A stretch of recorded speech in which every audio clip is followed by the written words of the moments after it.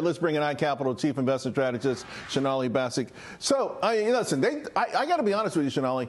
They cut a lot more from the balance sheet than I thought they would. Go back a couple of years and they said we're going to because there was a time when we thought $1 trillion was inconceivable. Mm-hmm. And then it just felt like, okay, 9 trillion, 10 trillion, but they have cut a lot. Is it okay now in your mind for them to say, okay, we're done with QT? Yeah, well, they kind of need to, don't they? And they've needed to, as you saw from short-term financing rates. For a little bit now, there's a big divergence between all that easy money you see in the market and what's happening in the plumbing under the hood. What happened here? Look at this chart. That was 2008. That was crisis mode. That was 2020. That was crisis mode. So you're right. They were able to take a bit off, but we are still elevated. Right. And that tells you that this is still a market that has been a little addicted here to a Fed backstop, to Fed support. And you can't really see a market functioning without it, especially when you think about the dynamics of the Treasury market, when you think about where the national debt load is, when you think about how much the Treasury has to rely on issuance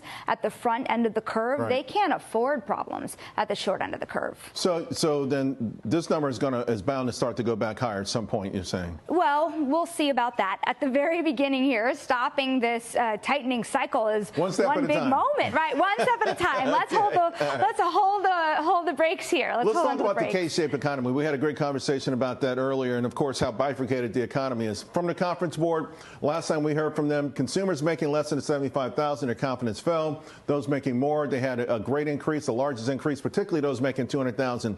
And this, even though we sometimes talk about young and old, younger consumers earning over $75,000 have been the most optimistic overall. So there are two economies, and how does the Fed address this one economy that's, getting smaller baskets when they go shopping?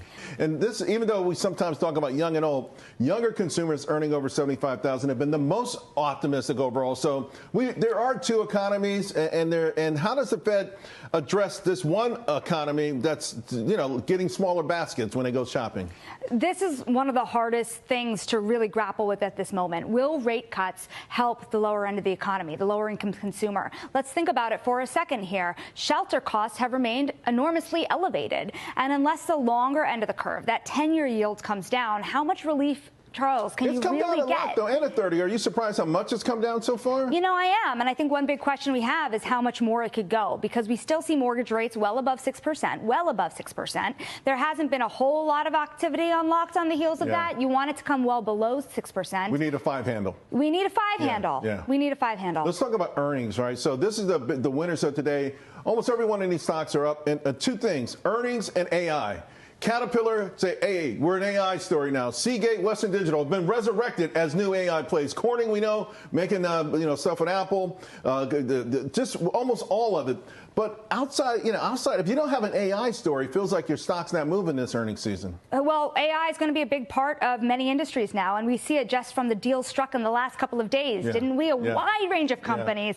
That means telephones, that means finance, that means just a massive range here starting to see the benefits. Now, I would actually want to pull it back to one other point here, though. When you're looking at this AI story take off, equally, we have seen some very interesting large headlines tied to job reductions that are now drawing a lot of questions around, does this AI boom come at the cost of labor? Investors are demanding two things, Charles, right? They're demanding CapEx and they're demanding buybacks. They're not necessarily demanding investment in a labor force. Right. I mean, listen, that's historically we've seen headlines, XYZ company lays people off, stock goes up. That's always one of the reasons I say the economy is not necessarily the stock market, but the selective market. Yeah. The equal weight, the inability for the equal weight has just come down tremendously.